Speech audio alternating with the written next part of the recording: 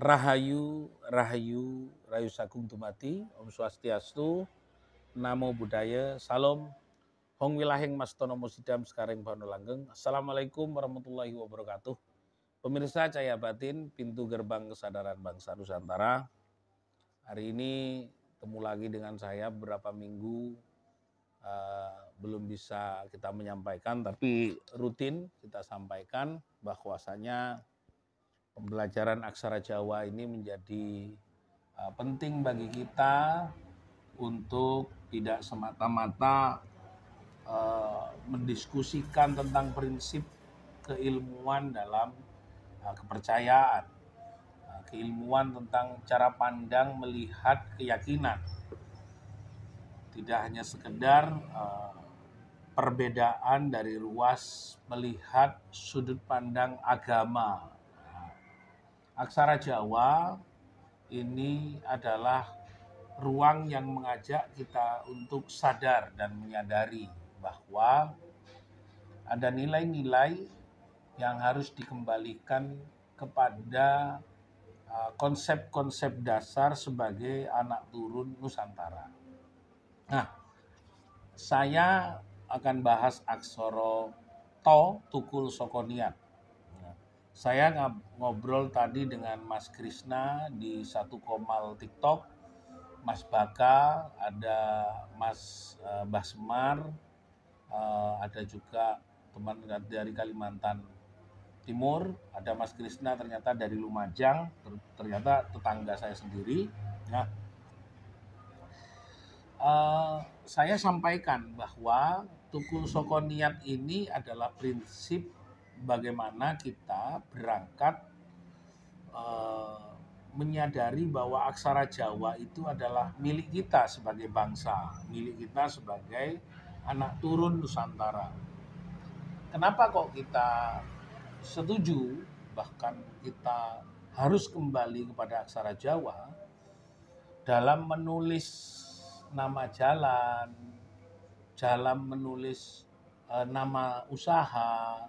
Seperti seumpama saya punya toko namanya Rujak Laris Manis, maka harus ditulis aksara Jawa.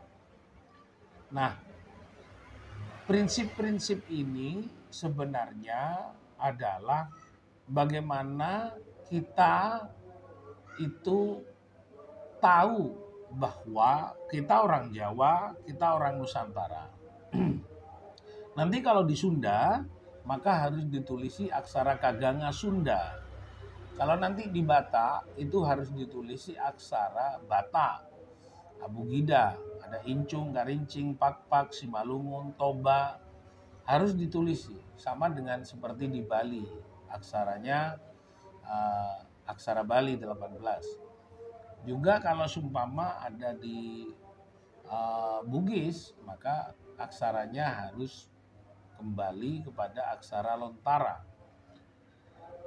Problem hari ini apa sebenarnya? Mas Baka menyampaikan apa sih sebenarnya, kenapa kok kita personal branding atau pencitraan itu otomatis akan kembali kepada dasar kewilayahan.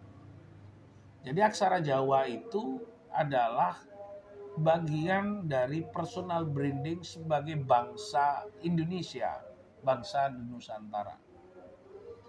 Kenapa kita harus kepada hal tersebut? Kita ini harus bangga sebagai bangsa Indonesia, harus menggunakan aksara kita sendiri. Jangan kita lalu bangga menggunakan aksara atau huruf Latin miliknya orang Amerika.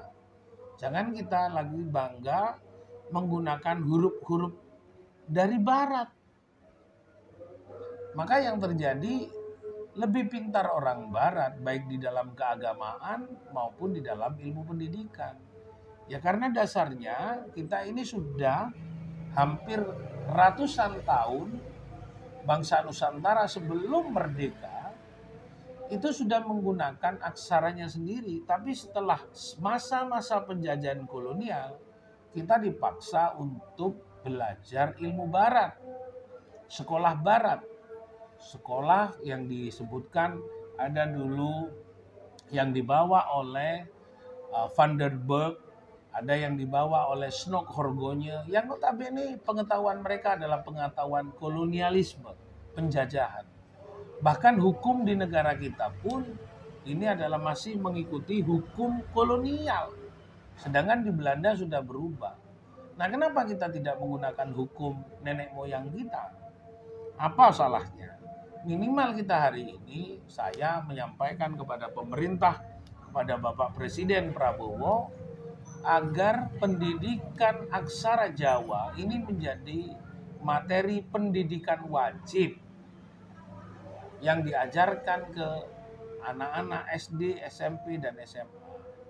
Karena ini menjadi milik kita. Bukan kita sudah biasa dengan menggunakan huruf Latin, tapi sebenarnya huruf itu adalah milik orang Eropa, sehingga strata pendidikan kita itu harus mengikuti Barat. S2-nya, S3-nya, profesornya, semua menggunakan Barat. Nah, kenapa semua harus begitu? Ya, sedangkan ilmu pengetahuan nenek moyang kita dianggap ilmu nenek moyang yang tidak penting. Berarti bangsa kita nggak sadar walaupun ada Menteri Kebudayaan.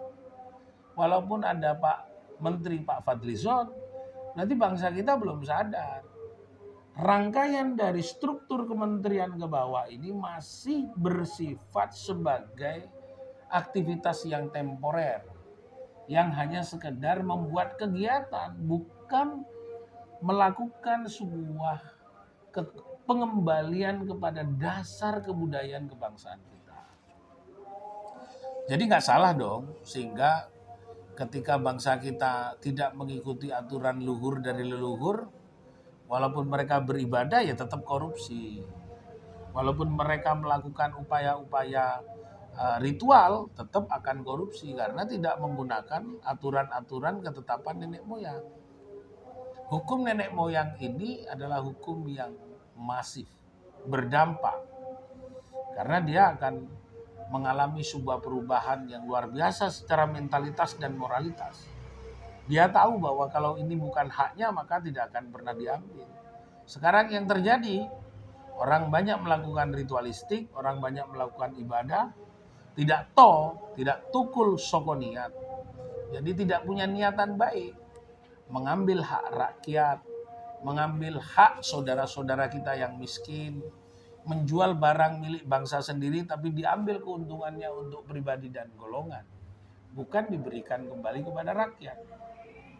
Ini karena aksoroto ini adalah bersifat prinsip-prinsip di dalam batin kita. Duduknya adalah di batin kita, di hati, pikiran, rumongso dan roso ini sudah manunggal marang Gusti, maka tidak boleh kita mengambil hak anak cucu kita. Maka seharusnya Menteri Kebudayaan Bapak Presiden Prabowo Subianto harusnya sudah menyadari bahwa ketika dia tidak kembali kepada ajaran nenek moyang, menggunakan aksara-aksara, sekarang kita lihat wabah bencana pengangguran, kemiskinan di negara kita akan semakin besar. Perusahaan-perusahaan akan lari dan akan banyak PHK besar-besaran. Baik yang sudah terjadi di Seritek, di Sulu, di Jawa Timur juga akan terjadi. Ada efisiensi yang akan mengurangi jumlah tenaga kerja. Karena apa?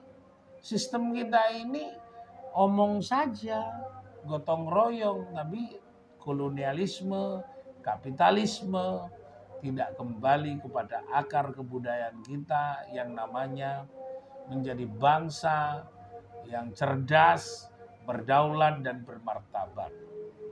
Maka aksoroto ini adalah dasar ketika kita tidak menyadari bahwa ada hukum yang akan menghukum orang-orang yang mengingkari dari ajaran nenek moyang. Saya katakan tidak hanya cukup aksara Jawa itu sebagai nilai-nilai pemahaman untuk mengembalikan keyakinan kita kepada nenek moyang. Tapi di situ terdapat banyak hal, baik itu tentang strata pengetahuan, strata peningkatan teknologi, strata ekspansi ekonomi, dan banyak hal. Jadi ingat, Aksara Jawa adalah aksara yang menyadarkan kita sebagai bangsa dan sebagai rakyat yang berdaulat. Terima kasih. Rahayu Sagung Tumati.